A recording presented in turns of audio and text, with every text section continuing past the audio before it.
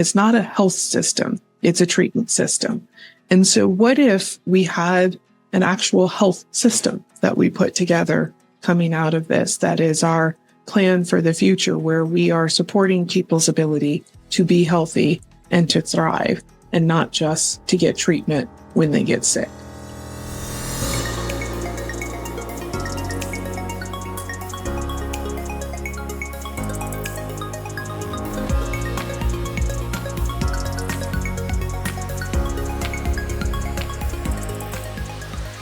Hello, one and all, and welcome back to a brand new episode of The Rural Impact. I am Michelle Rathman, and for those of you joining us for the very first time, thank you. We are so glad that you're here.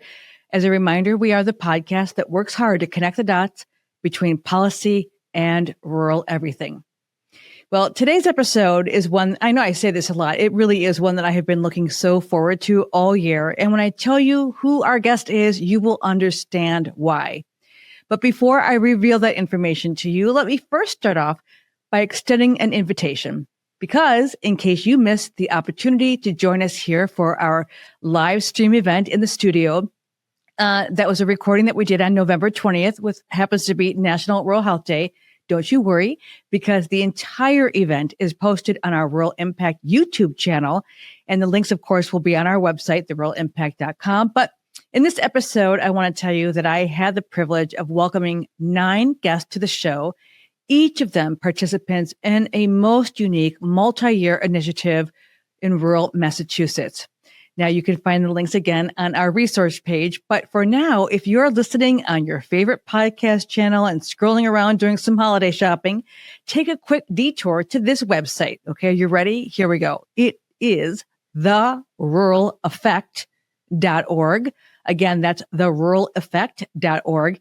And I am encouraging you to visit this site because, well, at the end of the day, you're going to find the work of over a dozen nonprofit, small community organizations doing outstanding work to address the gaps that are all too familiar in rural life, from food security to transportation, economic development and empowerment, to building healthy communities and finding the all-important common ground. These stories will not only inspire you, but I do believe that they can provide you with kind of a roadmap for how to make waves of change in your own rural community in the coming year. We have witnessed a lot of chaos in 2025 for rural communities. And so just in terms of the resources, if you go back and listen to any of our episodes this year, you'll get caught up as to why. But the good news is these organizations, as I said, can help teach us the way forward. Okay, now let's get into today's topic. All year, we've been wanting to do a series focused on the intersection, very important intersection between philanthropy and policy. And while the last episode does do some of that because each of the nonprofits featured, well, they're able to do their work because of support through grants, today's guest takes the conversation to a whole new, vitally important level. Why? Well, in case you have not been following the news about what's happening to America's nonprofits, here are just a few things that will help get you up to speed. So hang tight with me for a minute, okay? Because first is an article, just an excerpt that I'm going to read to you from Forbes, which was published on July 24th, 2025. Doesn't that seem like a million years ago? The title is as follows: A Quiet War is Targeting America's Nonprofits. Most don't see it coming. One excerpt from this piece from Jason Wingard reads this: President Trump's second term is triggering a systemic unraveling of nonprofit America. Federal grants have been frozen. Education, healthcare, public broadcasting, the arts, and global diplomacy programs are all taking direct hits. Foundations can't keep up with the wave of emergency appeals, and many nonprofits are running out of lifelines. With government dollars now used as leverage, the institutions that have long held civil society together are being quietly dismantled. It goes on to say how Trump's return is disrupting the nonprofit economy. Well, it didn't start with a budget cut. It started with a message: you no longer matter.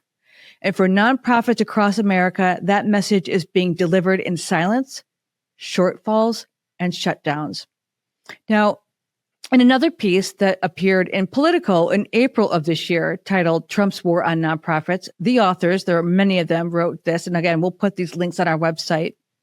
The Trump administration is mounting a sweeping offensive on America's nonprofit sector, deploying a blend of funding cuts, the elimination of tax benefits, bureaucratic paralysis, and even installing a small DOGE team to target organizations that challenge the president's agenda.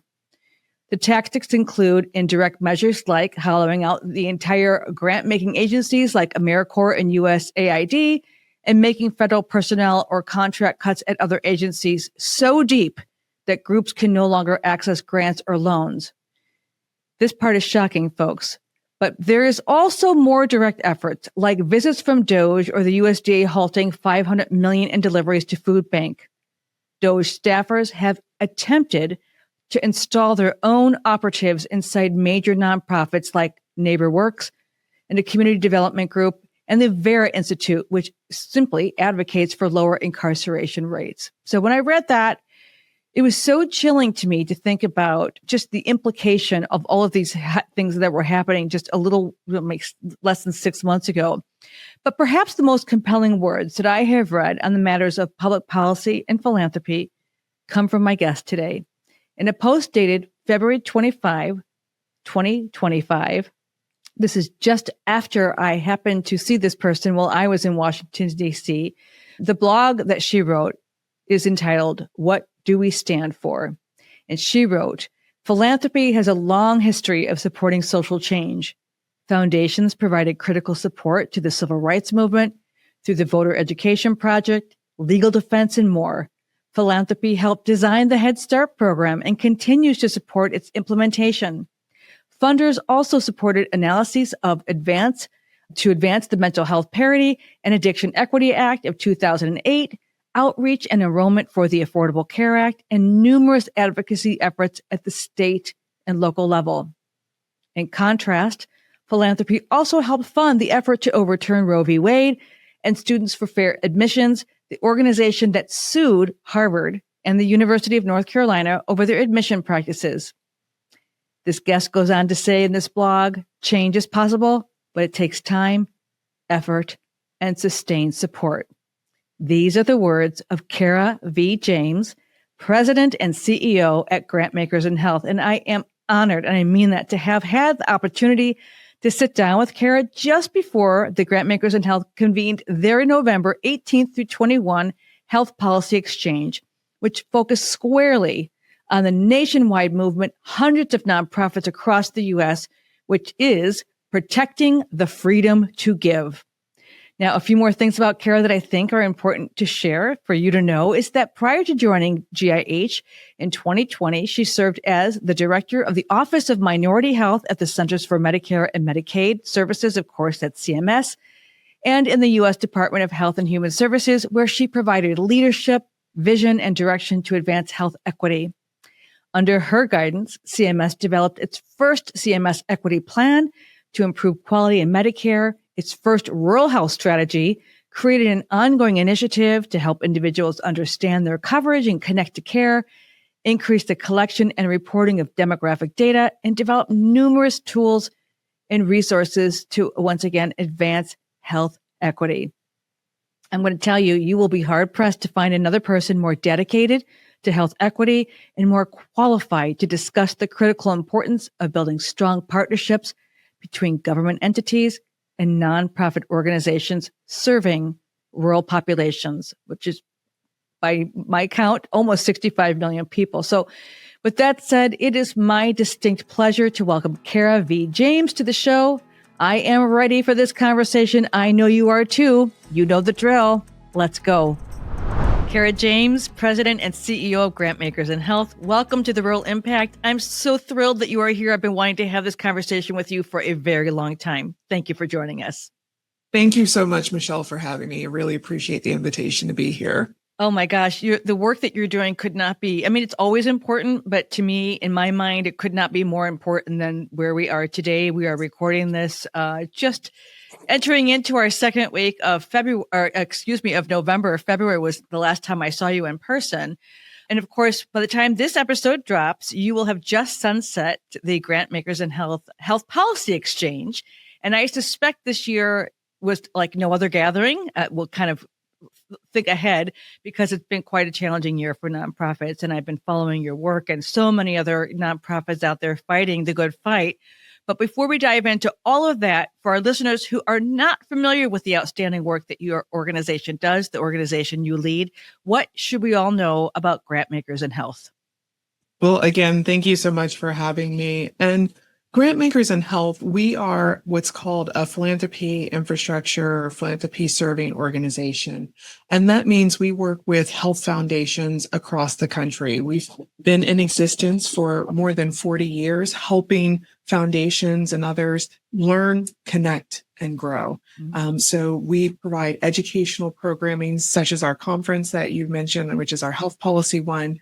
We also have another conference that we do in June, which is covering a breadth of topics in health beyond the policy focus. We provide strategic guidance to health funders to help them in different ways. We provide surveys and research around what the field is doing. So we're like that connective tissue of health philanthropy. Despite our name of Grantmakers and Health, what we are not is a foundation ourselves. So a lot of people think that we do grants, and we do not. We primarily, as I said, work with the foundations to help them do their work in service of better health for all through better philanthropy. Yeah, I love that you have such a big picture of what all this means. So, Cara, back in, as I said, last time I saw you was in DC. We were at a policy conference together. And I think it was maybe just after you wrote this piece, you wrote a blog, if you will, and it's entitled, "What Do We Stand For?" And if you'll indulge me for just a moment, I want to just read one piece of this because it just tugs at my heartstrings, and I've read it a few times. So it goes like this. Health philanthropy is at a critical juncture. We cannot do what we've always done or even what we did during the pandemic. The circumstances are different. During the pandemic, numerous funders increased their giving to support the needs of their community, but those increases were time limited, and they were done in concert with additional federal and state resources, not as a replacement for them.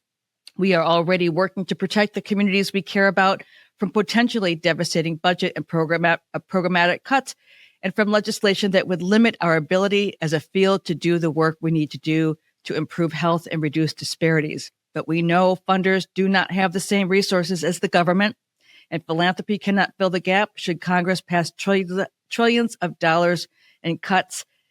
We also know that it's the government's responsibility to address social issues such as health and education on a large scale, while philanthropy tends to focus on unmet needs and things the government cannot do. If philanthropy steps into what is fundamentally a governmental role, it absolves the government of its responsibility and would remove the incentive for government to fulfill its role, leaving philanthropy to try and fill the gap for an undefined amount of time. Fast forward, we are in November of 2025. Talk to us a little bit about that message, the unprecedented challenges facing philanthropic organizations serving the unmet needs of rural Americans from February through this day. Yeah, so hearing you read that, it just kind of strikes me about how much of that, unfortunately, we have seen and are continuing to see. So since February and even before, foundations have received like undetermined number of requests to fill in for so many of the places where cuts have happened or been threatened. And we've seen in some cases, one foundation I spoke with has seen a 7-fold increase in their declines because of how many requests they're getting. Another foundation that I spoke with put out a request for proposals. They're a small foundation, and they plan to award 6 awards in this program. They did this 2 years ago, and they received 60 applications. They did it this spring and received 690 applications. It is taking a toll in terms of just the amount of time and volume of requests. But also, as I said in that piece, philanthropy cannot step in and fill the role of government. It does not have the dollars to do that, first of all. The other thing that we're seeing, we did some recent polling ourselves, and 60% of engaged voters think it is responsibility of philanthropy to step in and replace government. And so again, math doesn't work on that. There are not enough dollars. And as we said, in terms of what is that role of government, government's role is to provide and represent for its citizens and provide essential services such as education, infrastructure, health, and safety. And we're seeing this government move away from that, which is leaving real holes in a lot of communities, particularly underserved communities like rural and other tribal areas and other spaces. And it has the risk of really increasing disparities that we have already seen before we started this, and worsening the impacts of that. And so it is also one where philanthropy really does work best when we're complementary to government, not replacing and supplanting. And again, can't do it even if we wanted to, but really trying to fill in those places where we can. And there have been places philanthropy has stepped in, but again, there's so many places where the need continues to exist and we have not got the resources to fill all of those needs. Yeah, especially now, because if we're looking down the road, I mean, obviously we've been sitting on this issue with SNAP and the on again, off again. So 42 million people. We've done a lot of conversation on this podcast about what that does for rural Americans. And I find it really interesting, the irony here, maybe the contradiction, I suppose, the protecting the freedom to give. I mean, that is this year's theme for your health policy exchange, protecting the freedom to give. In April of this year, the Council on Foundations released a public statement from Philanthropy inviting all charitable organizations to join together to protect their collective freedom to express themselves, to give, and to invest in their communities.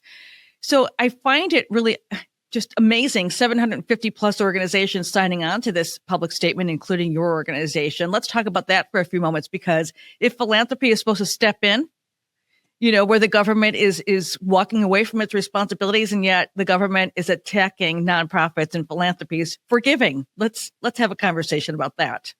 Yes, it is the irony at a time when the need is growing, and yet there are attacks on the ability to do that. And, you know, when you think about what the First Amendment says in terms of making sure that Congress does not pass any laws that are abridging people's freedom of religion or freedom of speech or freedom of assembly or the right even to petition the government for redress and grievances. And yet at this time, starting even in January with some of the first executive orders, philanthropy was listed as a target potentially for some of those related to diversity, equity, and inclusion. More recently, with some of the efforts and attacks on political violence and the executive memorandum on Antifa, again, you're now seeing attacks on philanthropy. And philanthropy and what people choose to give their money to charity for is a fundamental expression of that freedom of speech. We cannot, even if we don't like where people are choosing to send their money, that is their First Amendment right to give to the causes and the organizations that are supporting their values and aligning there. And we don't always see eye to eye on that. But again, it is our fundamental freedom of speech and expression of how we use our own dollars. And those foundations that are supporting these communities we're helping with SNAP, helping to make sure community health centers have their needs, helping to make sure kids are able to continue to learn and have environments that are healthy and thriving, as we're seeing cuts in fundamental programs in those spaces of education, of housing changes that we're seeing, that philanthropy steps in to fill many of those voids in their communities and has always been there, but again, can't do everything. And there's some things that philanthropy has supported that we may not like because they disagree with where we are principally. But again, it is the fundamental freedom of speech for people to choose the causes and the organizations that they want to support. And it is a founding principle of our democracy that is under attack at this moment. And where foundations are having to spend dollars and resources defending that, those dollars could be better spent in the communities that they're trying to help and support. Isn't that the truth? I've been thinking about that so much, kind of like defending the indefensible, and all the money that's going into the legal funds for all of this fight. But you have to do it. I wonder, since I won't be there at a conference, what are you hoping that comes out of this? I mean, you have great conversations, and what might be that call to action from the protecting the freedom to give theme of your conference? What can we all take away from that before we move on to the next subject? Yes. So one of the things is, if you will miss this meeting, but there's the opportunity in June where we will continue these conversations. And the theme of our annual conference in June will be life, liberty, and the pursuit of health. And as we think about what we will be discussing in next week at the conference, it is the policy impacts of a lot of the policies that we have seen in these first few months. So topics related to Medicaid. We will be talking about SNAP. We will also be talking about the immigration and health linkages, because as we're seeing what's happening with ICE, the mental health toll, but also the fear of people going to receive services that are needed to help them stay healthy. We will also talk about impacts on health equity. I have been at Grantmakers in Health for over 5 years. And before that, as you know, I worked at the Centers for Medicare and Medicaid Services, directing the Office of Minority Health. And that's an office that doesn't exist anymore. I know it. And when we think about the people whose roles and responsibility it was in government across a number of these agencies to look out for many underserved communities, people with disabilities, rural communities, communities of color, those who are LGBTQ, many of those offices are no longer in existence. And so it begs the question, who is looking out for these communities? And as we know, in rural spaces in particular, one size doesn't fit all with policies, and that having that ability to make sure that the policies coming out are meeting the needs of the communities, ideally, sort of informed by communities in terms of what that looks like. And so those will be some of the things that we'll be talking about, as well as how, when it comes to that call to action, how we can engage more funders in reducing those systemic barriers that are contributing to poor health outcomes. And that's part of the policy. For the first time, we will be doing a Hill Day, and that's part of taking funders up to get to meet and introduce policymakers to educate them about the important work that foundations do in their communities to help fill these needs, but also to be able to educate them on some of the impacts that the policies are having real time. And it's a way to help them learn about what funders do from a group they don't frequently hear from. And that's something we learned as we were working with one of our partner organizations, Grantmakers in Aging, on reauthorization of the Older Americans Act. We learned from the policymakers that they don't hear frequently from Philanthropy. And so this is that opportunity to go educate them about the work and about what we do. And our call is to get more funders engaged in policy and to think about how they can use that to reduce those systemic barriers that are hindering their goals of better health for all. Yeah, my goodness. I mean, you're speaking my language, because if we are not recognizing this podcast is all about connecting the dots between policy and quality of life.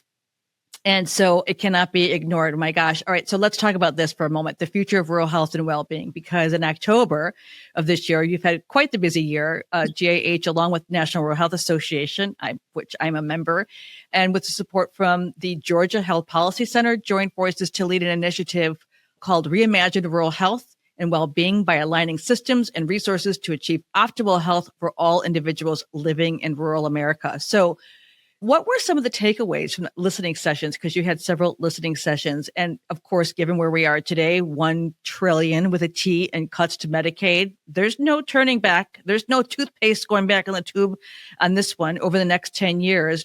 We estimate, obviously, 11.8 million people losing their health insurance by 2034. And that might accelerate, quite frankly. I think that's maybe a generous total right there. I think we're going to see more than that. And a catastrophic cuts to SNAP, of course, even taking into consideration this $50 billion one-time rural health transformation grant. Folks know by now I am unapologetic.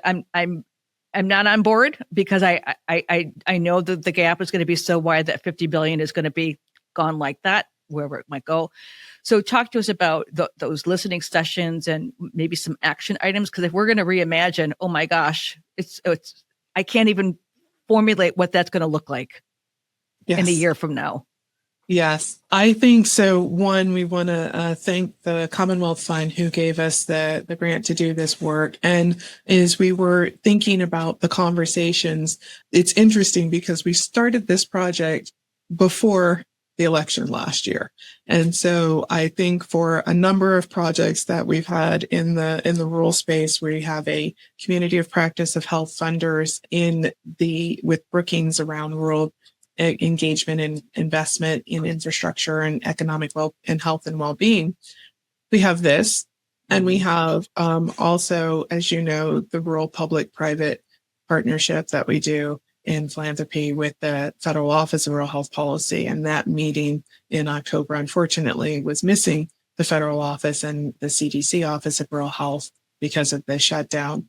But what we heard in those listening sessions were real emphasis on the need to build civic engagement and civic capacity in rural communities, that we frequently see policies that are impacting rural communities that are not being developed by people who are from rural communities or that have been informed by the people that these policies are supposed to impact, that we also need to invest in infrastructure in rural communities. And that there is one of the things that we often, I think, skip over.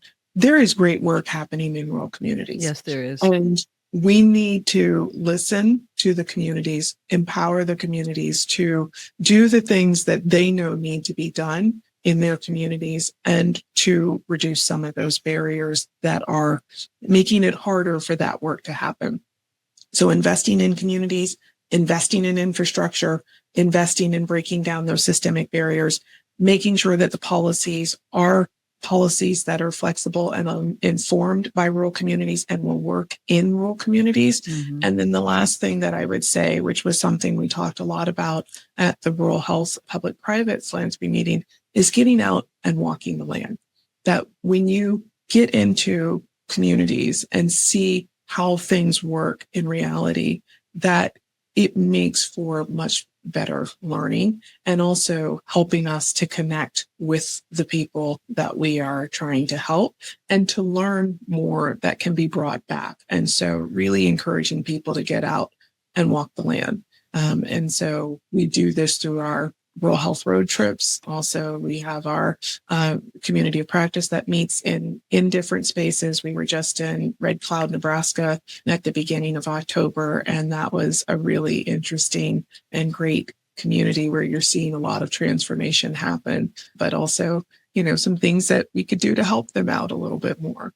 Yeah, it is remarkable to be able to go and be embedded and to see firsthand, have conversations with people firsthand and understand the challenges and my gosh, the strength and the tenacity. It's just remarkable. I'm so glad that you said that. I do want to talk a little bit about, these are some words that this past year, we've had to, if you want to play, you've got to say or not say certain things. So we talk about things like advancing health equity and social justice. And I'd love to hear your thoughts about, how we keep that front and center and not shy away from saying the truth that needs to be said. We have a health equity problem and social justice problem in this country. Rural does not escape these challenges. So how do you see us moving forward through a rural lens that we continue to advance health equity and address social injustices? And what's philanthropy's role in making sure that we stay on track? Yeah, so I'm so glad you asked that question. I think that one of the things that this challenge speaks to related to health equity is a co-opting of a narrative. The words have become so polarized when we say diversity, equity, and inclusion, or when we say health equity. But really, what those concepts are about and what the work is about is making sure that we are reducing the systemic barriers that make it harder for people to achieve their highest level of health. It is not about, handouts or anything like that. It's about meeting people where they are and making sure that they have those needs. So as we just talked about in terms of what we've heard from those listening sessions, what rural communities want, they want people who are representing them and making those policies for them. That's diversity. That is, right there is diversity, making sure that we have equitable policies that don't favor urban areas or that don't favor other groups is part of that equity and inclusion of sort of all of us in that. I think that what we have seen that if you don't use those words, there is a lot of support for the ideas of making sure that everyone has a fair and just opportunity to achieve their highest level of health. But the words have become so politicized and so divisive that we can't use those. And so I think that when we think about how we are talking about things, how we can use bridging language to come together, that we are stronger together and that we have more in common than we think. And I find so often, when I go into rural communities or if I'm in sort of in urban underserved areas, the challenges are very similar. Yes. And part of the effort is actually intentional of keeping us divided, because when we come together, we actually can make powerful change that is helpful to all of us rather than maybe some who have fewer interests of all of us in mind. Yeah. But I think that is one of everyone, I think, can get behind that notion that we shouldn't have barriers and systemic challenges that make it harder for people to be healthy. Absolutely. Let's talk a little bit about expanding healthcare access and improving quality of care. I mean, this is something that anyone who listens to this podcast knows and knows my 30 plus year career in health, urban and rural. I'm very concerned, and that's an understatement, about what we're going to be looking at in terms of expanding healthcare access. Can't do that without providers, can't do that without clinics, hospitals, and so forth. We can all agree that we need to make some changes, that we have some really archaic ways of looking at health after the fact versus the preventative care and so forth. But what does that look like from your mind, Cara, moving forward in terms of expanding healthcare access and improving quality of care? What path are we on to make that happen? What needs to shift? Yes. So it's a great question. And I think this is one of the opportunities of what is happening, that it is a moment for us to radically reimagine our future. Mm-hmm. Because what we want our future of health to look like, as you said, we have challenges that existed before January of this year. And people were struggling with access. We have rural providers and hospital closures, the people who were really, and as this is being kind of unfortunately expedited in some of the challenges and policies that are causing people to lose coverage, that are going to make it harder for providers in community health centers or rural hospitals or nursing homes to stay afloat, it is an opportunity for us to think about what is that future we want to have, where everyone has access to health coverage, preventive services. I think that unfortunately what we are going to see in the next few years is increasing loss of coverage. The Medicaid changes that we've talked about, those are on the horizons, but there are others. We've already seen, with the people in the marketplace, that the premiums are going up through the roof there. And as we have kind of this unfortunate perfect storm of food costs going up, housing costs going up, healthcare costs going up, jobs not so much going up, people are going to have to make some real tough choices, and we're going to, unfortunately, see the impacts of those choices. But what we can do coming out of this is really put together that plan for the future. We have a system that is built on inequity, unfortunately, that, your access to the health system determined by your coverage or lack thereof, mm-hmm. and provider payments determined by how you're entering that system, and a system that is really a treatment system. It's not a health system. Right. It's a treatment system. And so what if we had an actual health system that we put together coming out of this. That is our plan for the future, where we are supporting people's ability to be healthy and to thrive, and not just to get treatment when they get sick. Right. And that goes on to another priority. Really, I should say these are policy priorities of Grantmakers and health, and it's improving population health. I mean, that I think about the Make America Healthy again. I'm not sure of the time before that we were talking about, but to make America healthy, all of America, rural America included, this is where our food comes from, right? As well, improving population health. So let's talk a bit about the work that you're doing in that area and how you're helping lift up other organizations to achieve that it feels like unattainable goal at this point, but it shouldn't be. It shouldn't be. And it's not. I think it is attainable. It is also hard. And that's one of the things. Philanthropy has a little bit of the luxury of being able to support long-term investments in ways that others may not be able to, and to do some of that future work. And so when we think about population health in the space, as you mentioned, some of the rural work that we've been doing. So lessons learned from those foundations who really have been deep, long-term investors in rural communities. What have we learned? But also, how can we work more together in moving forward in that space? Interestingly, in those conversations, civic capacity has also come up in rural communities as an important driver of that, and making sure that people have kind of the leadership and the skills needed to implement the changes that their communities need. We also, as I said, have had this long-term partnership with the federal office and NRHA with the Rural Public-Private Philanthropy meeting that's been going on for more than 13 years. But we're also, with this work that we've done with Commonwealth and kind of linking up with others through the Georgia Health Policy Center and NRHA, thinking about that future. What does that look like? And it builds on some of the work that NRHA has been doing with some of the other researchers in that space. How do we come together? Because what this moment is calling for is for us to all work differently than we been. And I talk about in philanthropy, we typically give people a menu of options. Here's what, you can do, that pick and choose what works for you. And in this moment, we all kind of need to agree, since Thanksgiving's on the horizon, that we're baking a cake, and that this is the recipe we're going to follow. And Michelle, you're bringing the eggs. I'm going to bring the butter. Somebody else is going to bring the flour, and we're going to bake a cake. Because if we just do the menu of options, we might have too much flour, no eggs, and not enough butter, and we won't have a cake.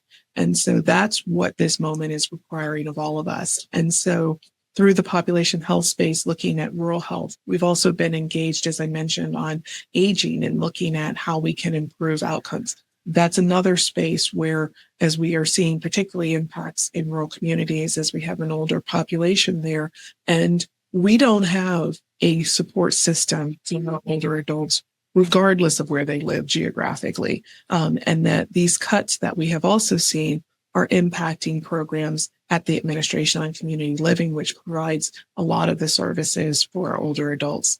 We'll see what happens with Medicare, but that is also on the horizons. We've heard not as much news in terms of the low-income health heating and oil program, LIHEAP. Access to that we, and as our population is getting older, caregiving for those, who are trying to provide their services. And as my colleague at Grantmakers and Aging, Lindsay, likes to say, there is no Medicare fairy out there. And a lot of people find out about that when their loved one needs long-term care services, and they learn that's not a Medicare benefit in the way that they need. And it's only through Medicaid that becomes eligible. So rural health, our aging adults, and we haven't really even had time to talk about the implications of maternal health in this moment, and what this is going to look like, where we are already, again, a population that was having challenges and not where we should be given our investments in this country for our maternal health outcomes. And we're making it harder for people to get care and to get the services they need. Yes, all of it. I tell you, folks, as someone who has worked with rural hospitals all over this country, when you think about the fact that very long-term care, every community I've ever worked in, this has been the biggest challenge, one of the biggest challenges, if not the biggest challenge that they had to face. And it really is about reimbursement. It is not about making sure that we can age in place with dignity and to the best of our ability in good health, but it's a numbers game. And that is, it's frightening and maddening at the same time. And to your point, maternal health and childcare. I mean, these are all things. So the last topic before we kind of go into our closure here is that promote community engagement and empowerment. I love that you said that. I love, I know someone named Becky Payne at the Ripple Foundation, and she talks about building civic muscle. And talk a little bit about that, because I think what can happen is people can pull out and they can say, I don't want to have any part of this. It's like a lightning rod being a part of any kind of government system, but community engagement is so vitally important now. I think, again, more than ever, how does philanthropy help to move that dial to get more people in the community engaged for problem solving versus, sitting back and waiting for problems to be solved? Right. Yeah, it's a great question. And I think one that many foundations are asking themselves at this moment. And we saw actually a trend with health funders in the pandemic trying to move closer to community to make sure they were getting the resources out there.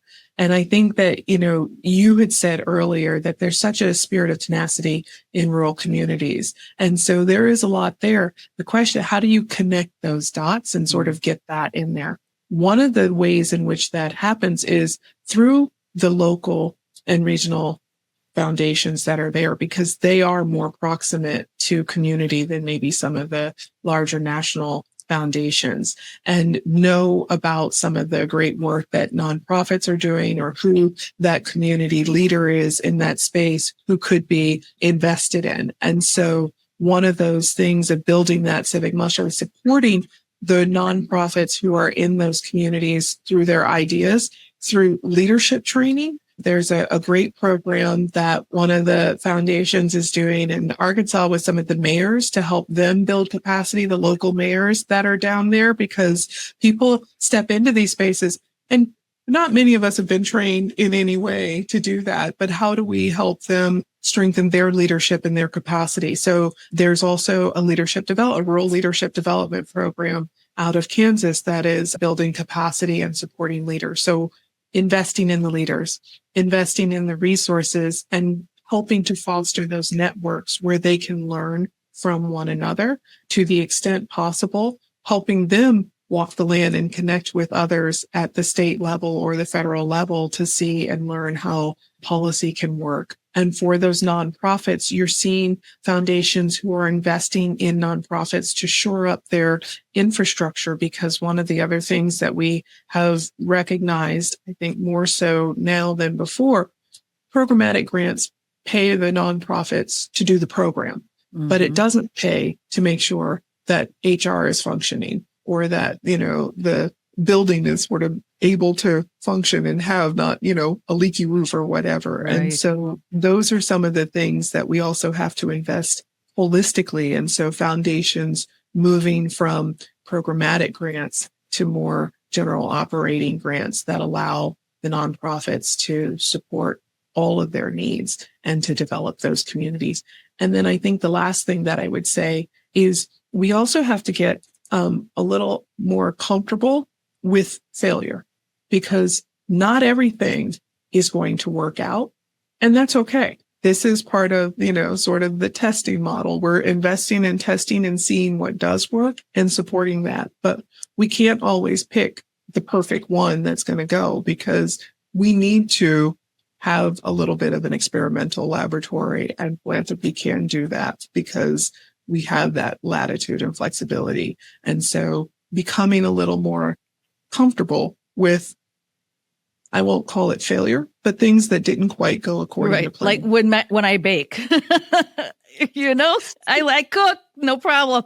But I think I love that analogy. All right. Before we close out, I always ask, what is one advocacy tool or idea that our listeners can take away today to put into action tomorrow or the next day that will make an impact where policy and protecting the freedom to give is concerned? What can your nugget of wisdom?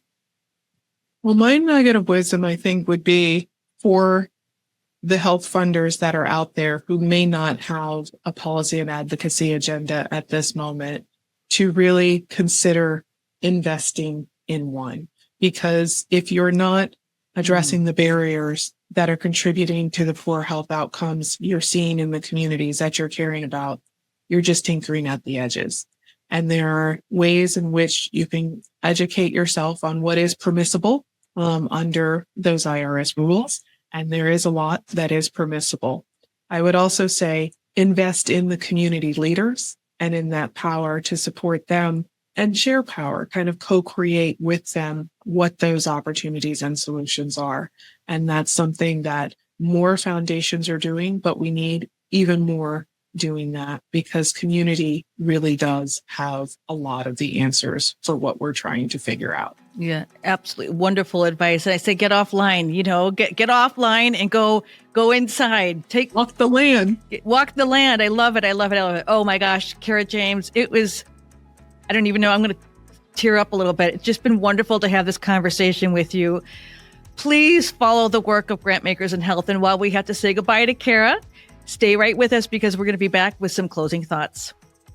My sincere thanks to Cara James for joining us today. And before we sign off, I want to share some of Cara's closing remarks from the GIH Health Policy Exchange that I mentioned to you at the beginning of the show. And I share this with you with Cara's blessing. So here's a portion of what she said.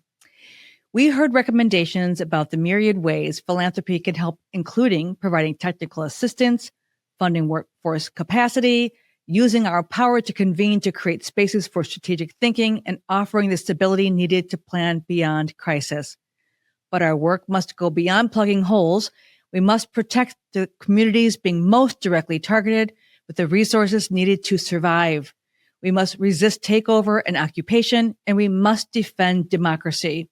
We also need to maintain our commitment to health equity, secure in the knowledge that the work is still legal, and remember that just because someone says something does not mean the law has changed. And we cannot fall into the trap of anticipatory compliance that creates a chilling effect before policy changes have been implemented or laws enacted. I think those words are filled with wisdom, and I thank Cara again for allowing me to share her words with you. To all of you listening, I thank you for your time. I am willing you peace-filled end of the year, but I also want to let you know that we will be back with one last episode before 2026 takes hold. In the meantime, we would greatly appreciate it if you would subscribe to this podcast. You could do that both on our website. And when you do that, just takes a few seconds to give us your name and email address so that we can make sure that you receive our email updates and recaps on any channel that you listen to. We also appreciate it when you subscribe, and we love it when you rate us and leave us a note. On social, you, of course, can find us on Blue Sky, Facebook, LinkedIn is a place that I'm quite active. And if you are so inclined, we also really do appreciate your donations. For those of you who have made donations this year, thank you so much because you are helping us to maintain the real impact and bring you conversations that are, we know it, not like subjects, but our goal is always to help enlighten. My thanks to Bria Corsara and Sarah Garvin, formerly Sarah Staub. Congratulations, long overdue on your nuptials, for all your work behind the scenes. My friends, until we are together again, I invite you, encourage you, implore you to take really good care of yourself and to the best of your ability, those around you. Again, I'm Michelle Rathman, and we will see you again on a brand new episode of The Rural Impact.